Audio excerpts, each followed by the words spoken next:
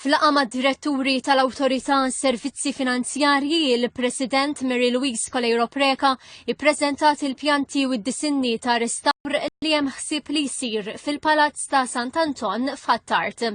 Il-President talbet għall-għajnuna finanzjarja tal-Awtorità u esprimiet ix-xogħol tal-inqas 4 kmamar storiċi tal-palazz li kienu qed jintużaw bħala uffiċini jiġu restawrati u jinfetħu biex jitgawdew mill-pubbliku.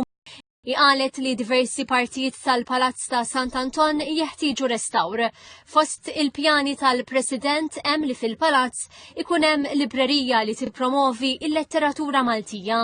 Semmiet il-ħsieb li jkun hemm ukoll wirja ta' żmien il-Gran Mastru de Rohan. Iċ-Ċentru tal-Aħbarijiet u infurmat li bħalissa il-proġett għadu fi stadji preliminari tant li għadhom għaddejjin it-taħdidiet dwar kif se jkun iffinanzjat.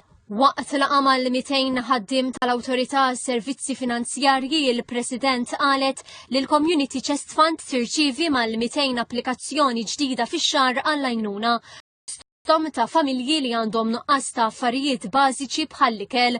Żiedet li fl-istrina il-Community Chest Fund mhix tiġbor biżżejjed flus biex tlaħħaq mat-talbiet kollha.